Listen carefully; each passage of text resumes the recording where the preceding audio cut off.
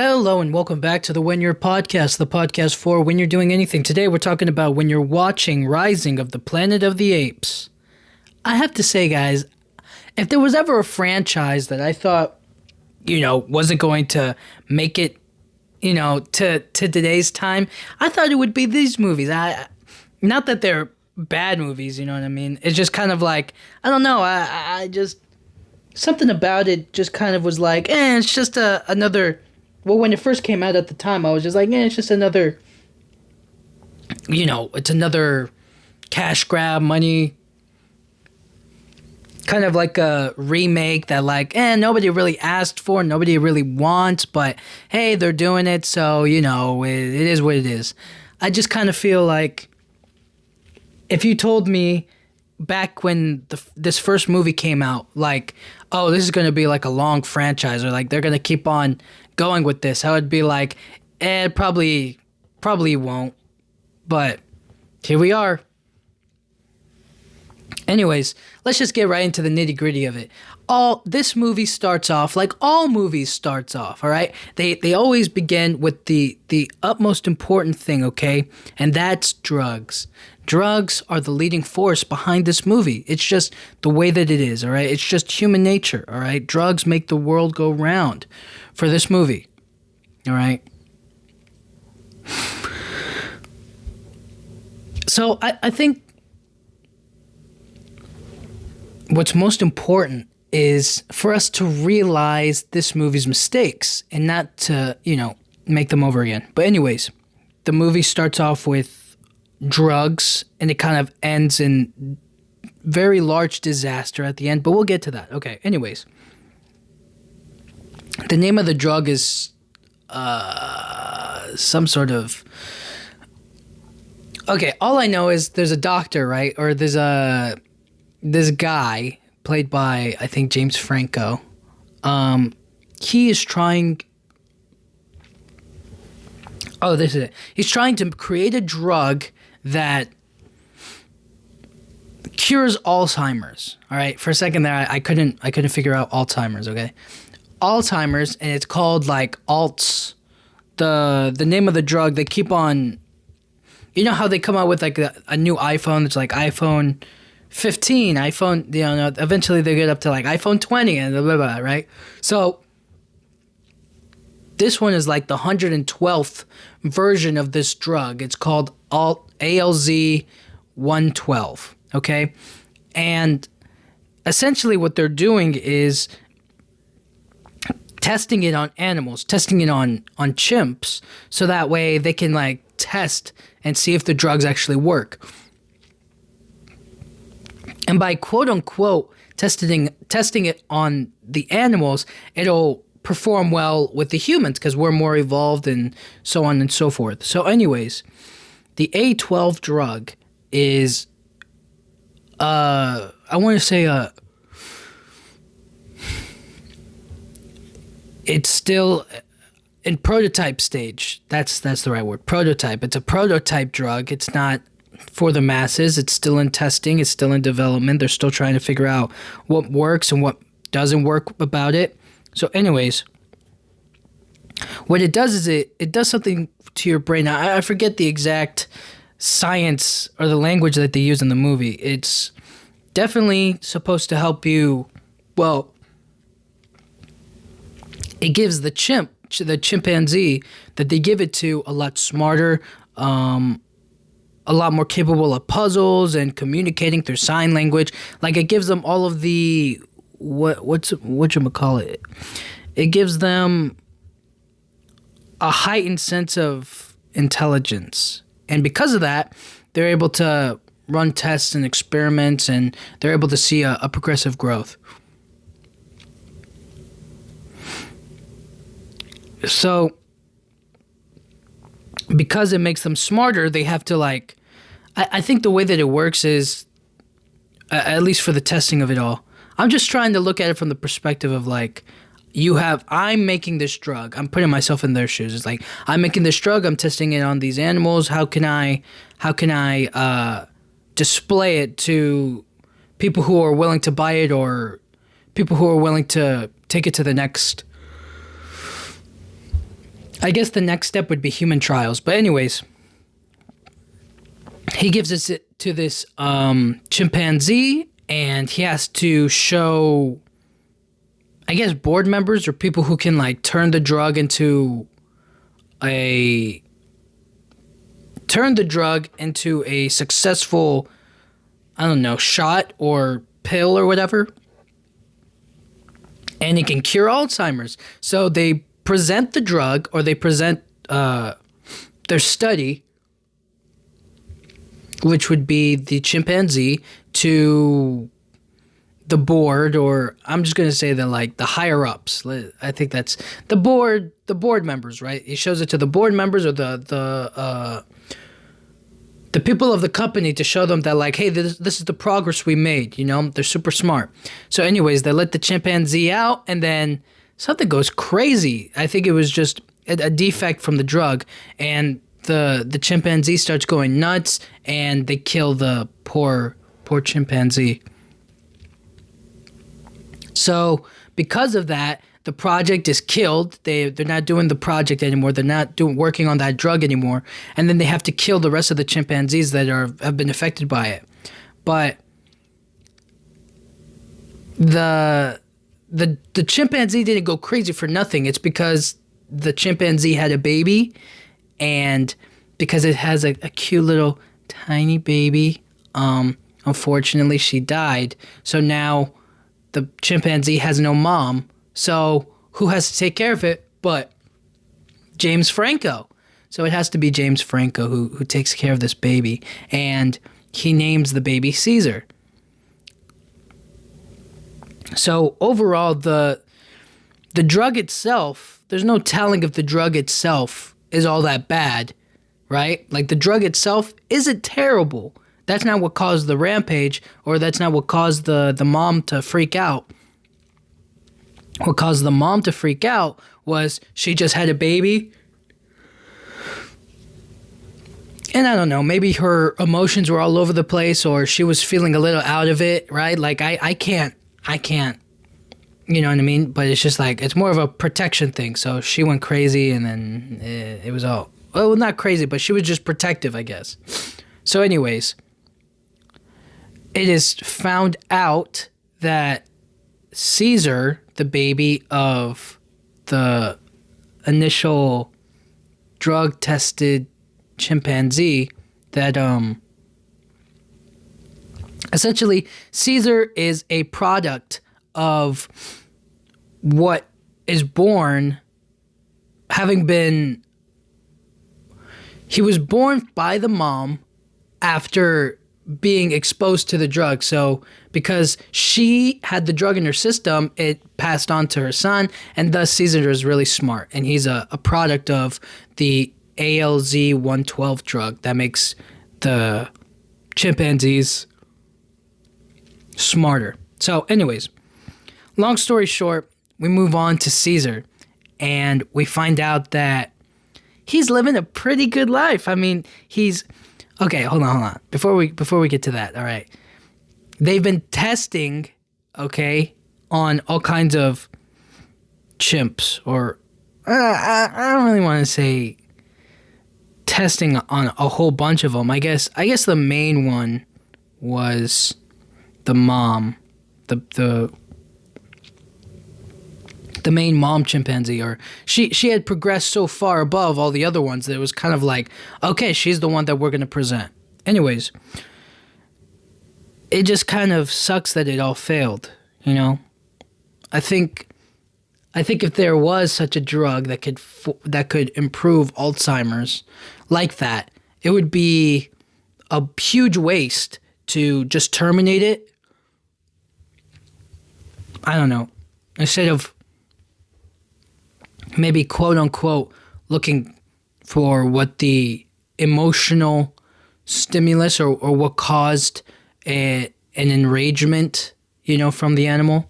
But instead it was just terminated. So I'm not going to poke too much into it. Anyways, let's get back to the real star of this whole thing, Caesar. Caesar is here, and he is raised by James Franco. And so we kind of see that the progression of Caesar's life. We see him from a little baby that doesn't really like know anything, and then we see. Time goes by. I forget how long. 5 years, maybe. Could be like less. Maybe it was 2 years. I think it was 2 or 3 years. Anyways, Caesar is a super smart monkey. He's living in their house and whatnot, and he's able to talk through sign language. He's able to, have real, what's it called? Real emotional connections and bonds throughout, you know what I mean? Throughout his whole life. And he's kind of just like, what's the right thing to say? We just kind of see Caesar growing up. He's young, he's a little baby, learning how to do things, and he's able to do or solve puzzles in the same way that his mom was when they were testing the early stages of the drug. So that's how they're able to know. They're like, oh wow, he has a high IQ, or he has this IQ, or he's really smart in this way, and he can communicate, and he's able to, you know what I mean? So Caesar's living the good life. All right, that's all I'm trying to get at here is he's living the good life. He's having a nice time, He's kind of like a domestic pet, but he's also like given some freedom to go hang out in the woods or be out in the wild, you know what I mean? To really let loose. So a couple more, the time passage is kind of, I'm not exactly certain.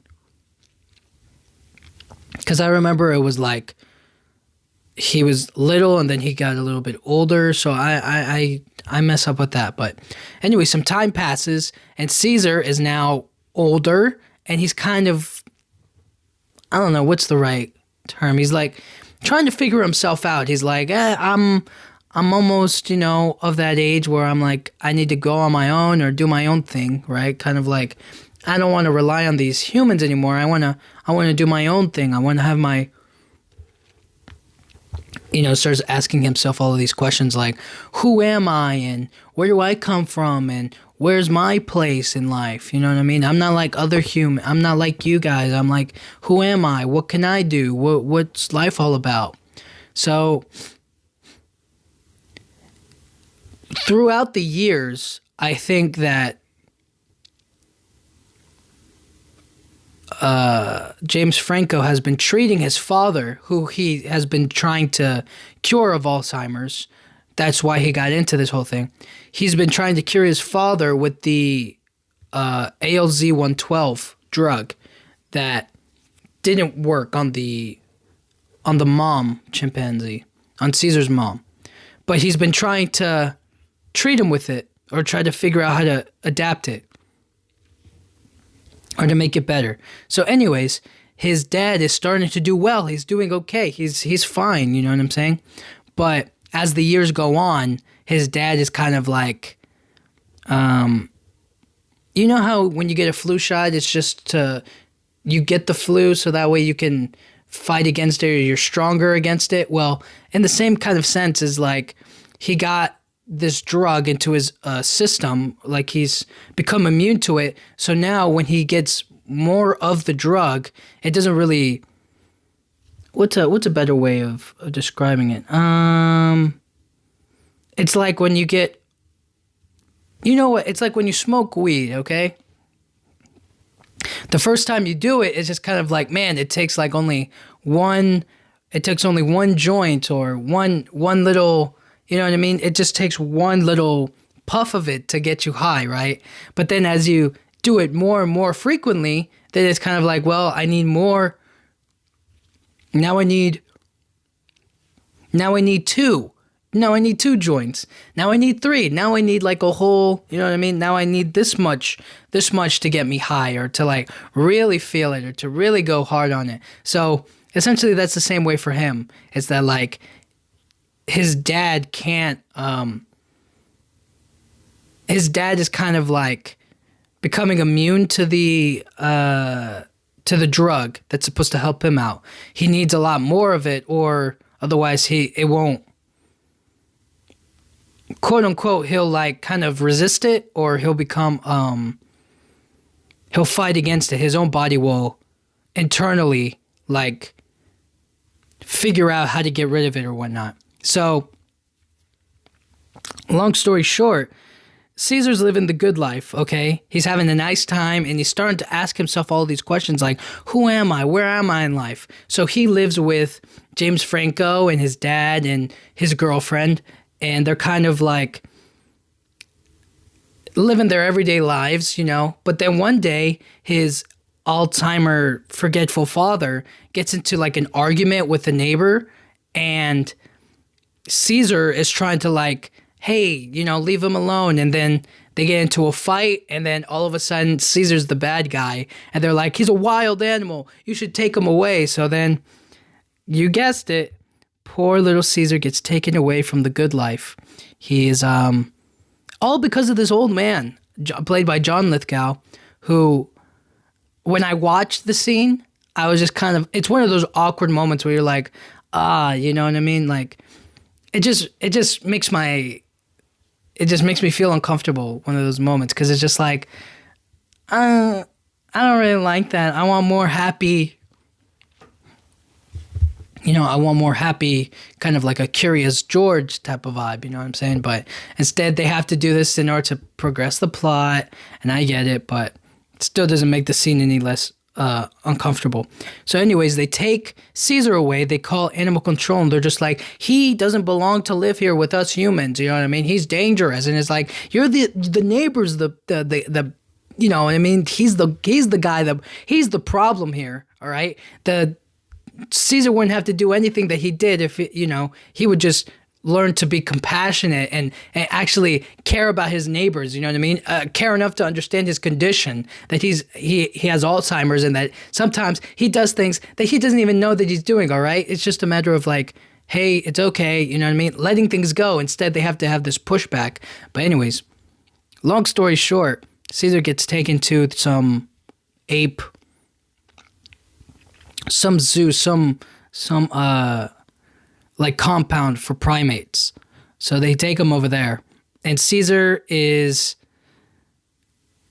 out of his element, you know what I mean? He's immediately teased and picked on. He's inside of the place, and he's kind of like,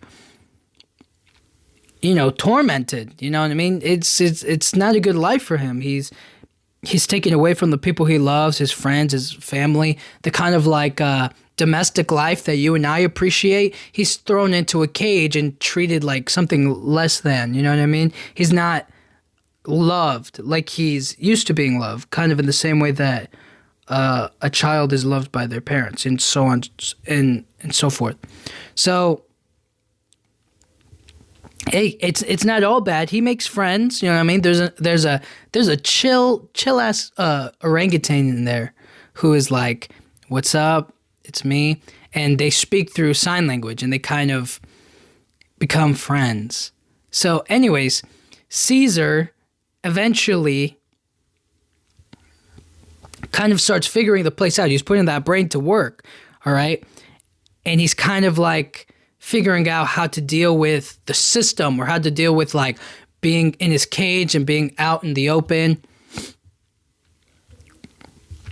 So eventually Caesar's like, you know what? I need to be the big guy. I need to be the top dog in this place if I'm going to get any kind of respect. I'm not going to be beaten or taken advantage of or treated unfairly. You know what I mean? Because then you got Tom Felton, who plays Draco Malfoy in this movie. And dude, I gotta say, in this movie, he's kind of more of a, I would question he's probably has more screen time in this movie than the whole Harry Potter's franchise. You know what I'm saying? So I'm saying he might be a little bit eviler in this movie. But anyways,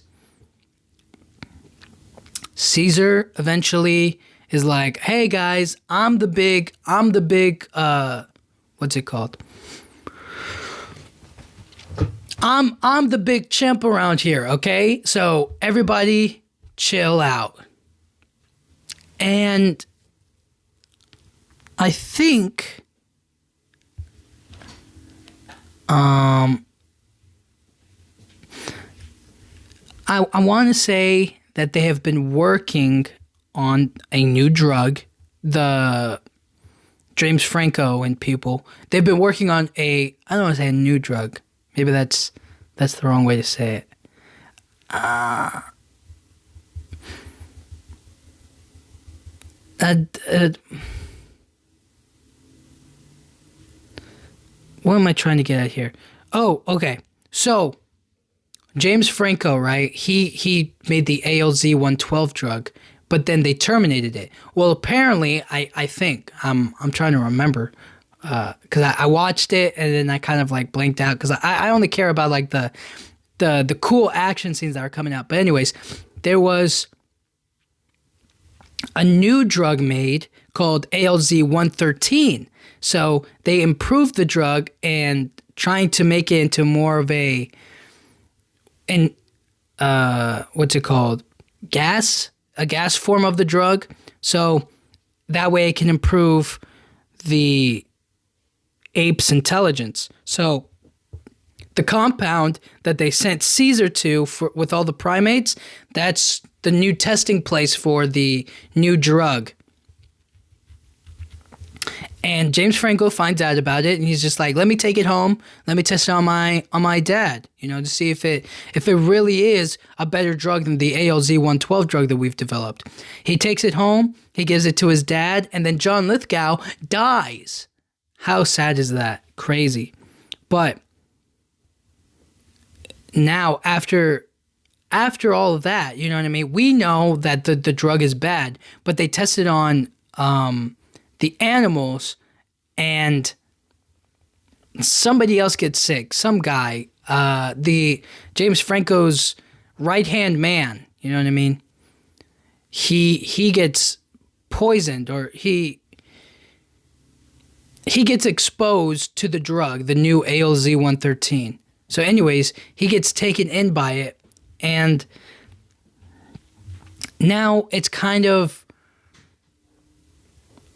the drug is kind of all messed up. You know what I mean? It kills people, but it might help out the chimpanzees. So the biggest problem, or I think the issue, is that the people who made the drug, they want to push the new ALZ 113, but James Franco is kind of like, well, hold on, this isn't going to work. It killed my father, you know what I mean? And so he's like, I don't care. We're going to go do human trials with this. And he's like, it's going to kill people. So he quits.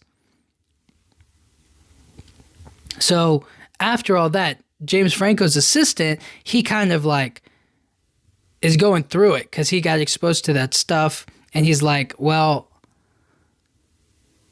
he eventually dies from being exposed to ALZ 113. But anyways, James Franco tries to go back and get Caesar, but instead Caesar's kind of like, I'm going to change everybody. He takes the ALZ 113 and he lets them loose in the primate cages. So that way everybody gets really smart, and he has like a whole team of him that are like super intelligent.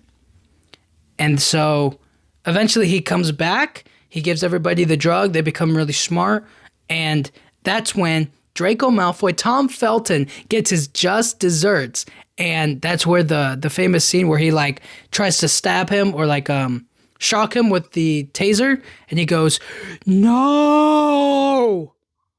Does that big powerful no, and he can talk.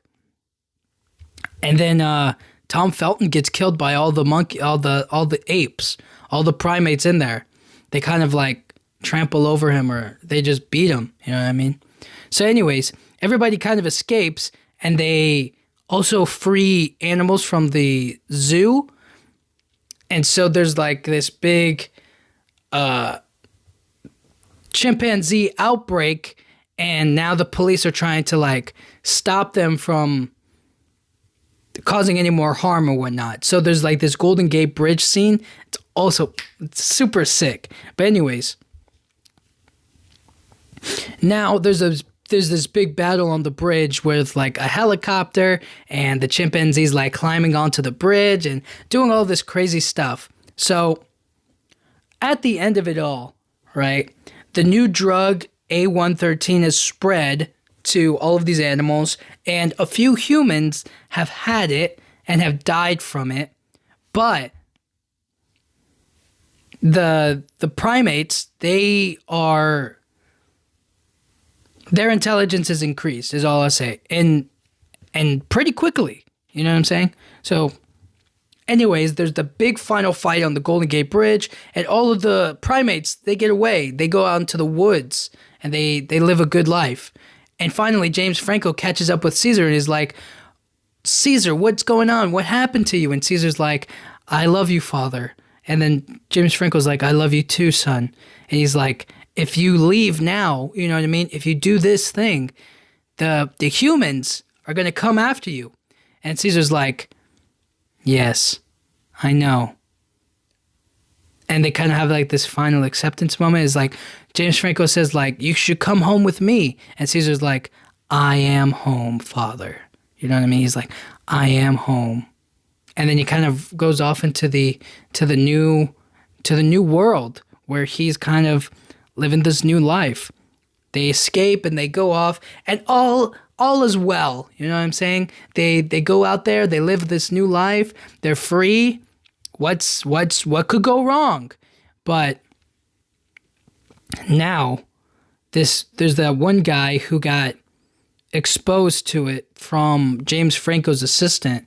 He kind of exposed somebody else to the disease, to the A113, and he, being an idiot, goes to an international airport and he spreads the virus all around the world, leading to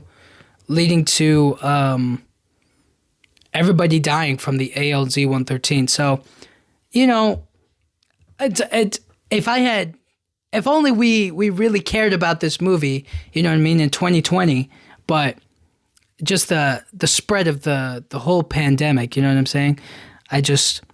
How long ago was this movie? Like 10 years ago?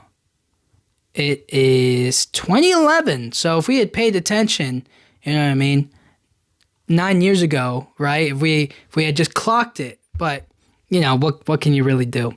So anyways, long story short, I remember when I first watched this movie. I don't think I watched it in theaters. I think it was in a Redbox rental, I think. I remember watching it, and to me, I don't know, I kind of felt like I didn't think they would continue with it. You know what I'm saying? I liked it, but I wasn't like, oh yeah, this is definitely, I kind of feel like the whole movie kind of wrapped it all up there, you know what I mean? He's free, he's happy, and then people die through the pandemic, and that's what leads to the 1980s movie or whatever with the Planet of the Apes. You know what I mean? That's how everybody died, and that's how we get to the plot that we are. You know what I mean? I thought that was the end of it, but instead, they continued on with these, and they created Dawn of the Planet of the Apes, War for the Planet of the Apes, and now they come out with Kingdom of the Planet of the Apes. So I really have no idea how they keep on making it interesting, but apparently they're doing a great job at it. So overall, when you're watching Rising of the Planet of the Apes, I say imagine you're not you. Imagine you're just this little tiny creature who has no idea who he is or what you could be, and you get some help, you know what I mean? You get some love and appreciation, but then you find out there's other people just like you. There are more. I guess I'm kind of describing the plot of Tarzan, huh? Overall, when you're watching Rise of the Planet of the Apes, just think to yourself, man, if only we had paid attention during 2020 that this kind of thing could happen. If only we, you know, it would be wild if during 2020 there was like a uproar of like chimpanzee activity. I definitely don't recall, but that would have been crazy. Like this was just the beginning, the start of it all. Maybe there were connections to this movie that I forgot, but Anyways, 2020 was a crazy year. But long story short, when you're watching Rise of the Planet of the Apes, just think to yourself, could you... No, not could you. No, could you? Could you imagine being a chimpanzee and then realizing that you have the potential to take over the world? Realizing that you have the potential to essentially create a world that bends to you, to your way of life. Could you imagine that? Like a way that you could so create, you know what I mean? Like you have the potential to do so much, right? So much expansion. I think I should say. Nuts. But anyways, I really liked this movie. I thought it was really good at the time. Rewatching it, I think it was still really good. I still enjoyed it. I didn't hate it, you know what I mean? It just made me uncomfortable at a few points. Mainly the one where Caesar gets taken away and put into like the cages and whatnot. That just, you know what I mean? Like, of course there's always going to be conflict, but I just kind of was like, you know, that didn't make me feel good. But anyways, yeah. Rise of the Planet of the Apes. Go watch it. Go give it an old watch. I think it's one of those movies where you don't have to think too hard about it. They kind of hold your hand throughout all of it. But perhaps the newer movies. I haven't seen the other Dawn of the Planet of the Apes or War for the Planet of the Apes. I kind of just watched this one movie and was like, yeah, that's it. Instead, it's become this whole franchise. So I'm kind of excited to watch the other ones. I don't know how they go any further, but I can imagine that it's going to be people versus the chimpanzees. So anyways, thank you guys so much for listening. I also kind of want to say this one point. If I could increase my intelligence through drugs, right? No, I think if there was a way for us to cure Alzheimer's, would we do it with chimpanzees, or would we take the risk with humans? I think they hit the nail on the head with this one. I think that they would definitely do animal trials first, you know, test it on chimpanzees, especially for what the kind of drug that they're trying to make. So yeah, I'm just thinking out loud here. Anyways, thank you guys so much for listening. I'll talk to you guys all next time. Thank you.